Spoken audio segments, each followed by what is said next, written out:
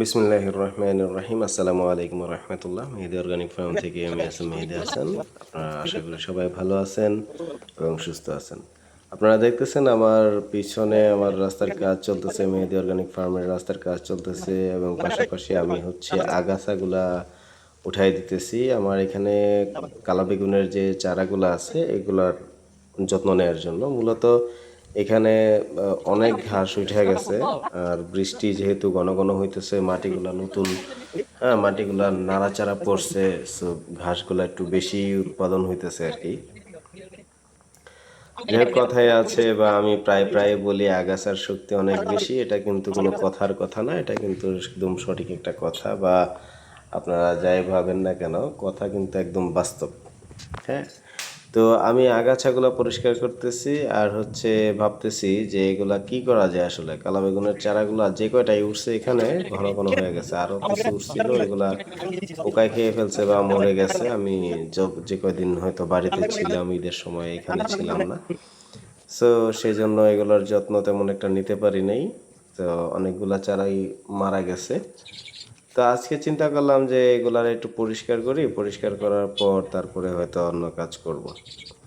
তো আল্লাহর রহমতে যেমন চিন্তা ভাবনা করতেছিলাম তেমনই কাজ, পরিষ্কার করতে শুরু করলাম। মেহেদি অর্গানিক ফার্ম কখনো এখনো পর্যন্ত আমার যে গাছের চারা দেখতেছেন বা গাছ দেখতেছেন, আমি কিন্তু এখানে কোথাও ফার্টিলাইজার ইউজ করি নাই বা রাসায়নিক ইউজ করি নাই, আলহামদুলিল্লাহ। আল্লাহর রহমতে আমি আপনাদেরকে অনেকবার বলেছি আমার প্রত্যেক ভিডিওতে, প্রথম প্রথম দিক দেওয়ার, যে আমার ভিডিওতে আমি এটাও বলেছি যে আপনাদেরকেও গিফট করব যারা আমার ভিডিও শেয়ার করবেন তাদেরকে। সো আমি যেগুলা ইউজ করি, আমি কোনো রাসায়নিক ফার্টিলাইজার ইউজ করি না। আমি ইউজ করি আমার হাতে তৈরি করা ব্রাউন টি, এটা একটা নিজস্ব ফার্টিলাইজার।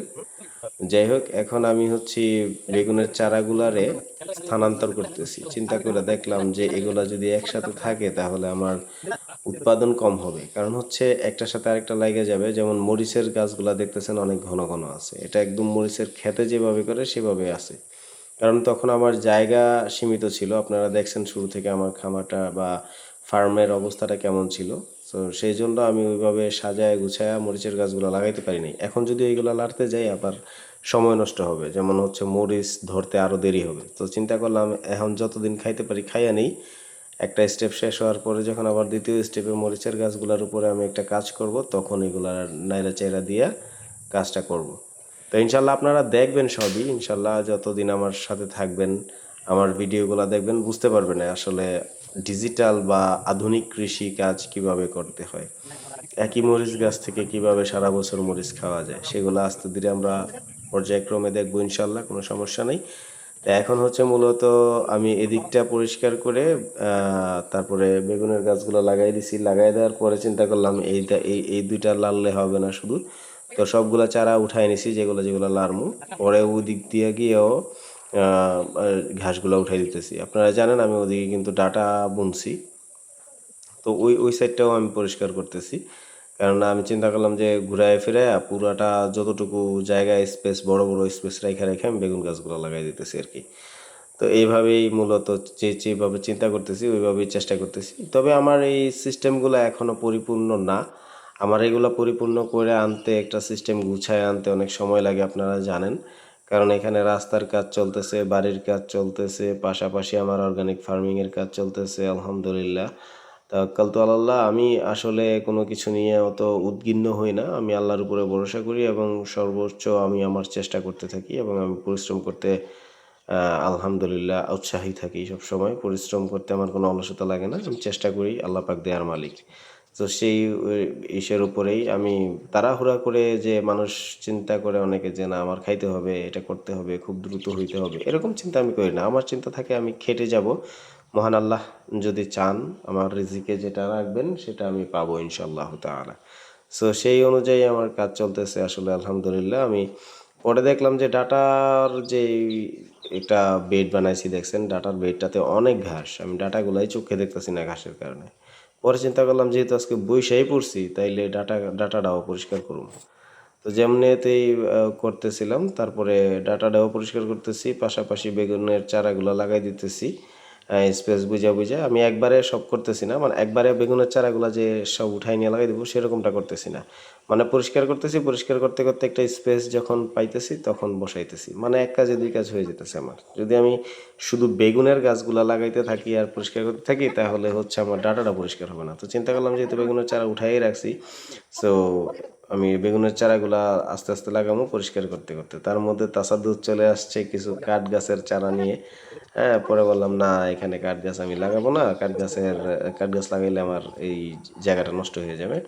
সে কাঠ গাছ লাগাইলে পরে লাগাবো। পরে বলতেছে আঙ্কেল আপনি যে চুই জাল লাগাইছেন ওইগুলা হয়েছে কিনা, আমি কই যাও দেখে আসো, খামারের পিছনে আছে। তো ও গেছে চুই জাল দেখতে, তার মধ্যে আমি এদিক দিয়ে পরিষ্কার করতেছি আর মাঝখানে এই যে কলার চারা চোরা উঠতেছে এগুলো আমি রাখবো না। আমি আপনাদেরকে পূর্ব থেকেই বলছি যে আমি কলার চারাগুলো রাখবো না, কলা গাছগুলো রাখবো না, কারণ হচ্ছে আমার এই জমিতে বা আমার বেডগুলোতে ছায়া পড়ে এবং এর অনেক শক্তি টাইনা নেয়।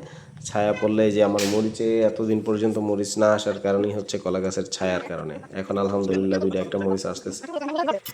তো যাই হোক আমি কলা গাছগুলো কেটে ফেললাম, তারপরে ওই এদিকে যে আপনারা দেখছিলেন আমি লাইরা লাইরা লাগাই দিছিলাম ওই যে বরবটির চারাগুলা, ওইগুলাও আবার মাটিতে পড়ে গেছিলো, ওগুলো আমি উঠাই দিলাম। তারপরে পরিষ্কার করতে শুরু করলাম ডাটা ক্ষেত এবং আমার যেই বেগুনের চারা ছিল সেগুলোও সাইডে সাইডে লাগাইতে শুরু করলাম। তো যাই হোক আলহামদুলিল্লাহ আমার অনেকটা সময় পরিশ্রম হইলেও অনেক রোদ ছিল ওদিন, মানে চোখ খোলা যাচ্ছিল না এত রোদ। আর হচ্ছে রাস্তার কাজ চলতেছে, আলমাজ ভাই নুরু ভাই রাস্তায় কাজ করতেছেন আর আমি পাশাপাশি এই যে ডাটা ক্ষেতগুলা পরিষ্কার করতেছি আর হচ্ছে বেগুনের চারা লাগাইতেছি আর কি। তো দেখতে পাচ্তেছেন আমার এই ডাটা ক্ষেত প্লাস হচ্ছে বেগুনের যে জায়গাটা বেডটা ওটা পরিষ্কার করতে প্রায় 2 ঘন্টার মতো লাগছে। সো 2 ঘন্টার পুরো ভিডিওটা আমি আপনাদের কাছে নিয়ে আসছি মাত্র 9 মিনিট 9.5 মিনিটের মধ্যে। সো বুঝতেই পারতেছেন যে কত সময় লাগছে এবং জায়গা অল্প হইলে কি হবে, মনে করেন একটা আপনার দরকারি গাছ বাছাইয়া যখন একটা আগাছা উঠাবেন তখন কিন্তু একটু খেয়াল করেই উঠান লাগে। সো একটু সময় তো লাগছেই, তারপরেও আলহামদুলিল্লাহ আমি স্বয়ংসম্পূর্ণভাবে এটা শেষ করছি, করার পরে তারপরে এটা অন্য কাজ করছি আর কি।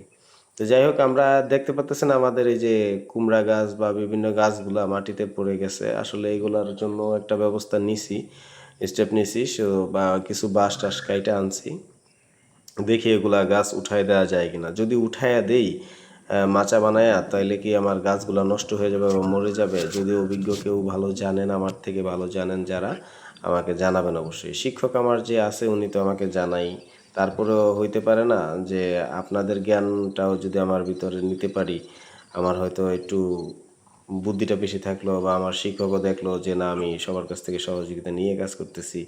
আমার স্যার রবিন মির উনি কিন্তু সবসময় বলেন যে শিক্ষার কোনো শেষ নাই, তুমি নিজে পারো তারপরেও শিখতেছো, তারপরেও মানুষের কাছে সহযোগিতা নিবা, কারণ হচ্ছে শিখার শেষ নাই, অনেকে যেটা জানে হয়তো তুমি জানো না। সো ওইভাবে কাজ করার চেষ্টা করবো, মনের ভিতরে আমিত্ব রাখা যাবে না, নিজেকে বড় মনে করা যাবে না, নিজেকে শ্রেষ্ঠ মনে করা যাবে না।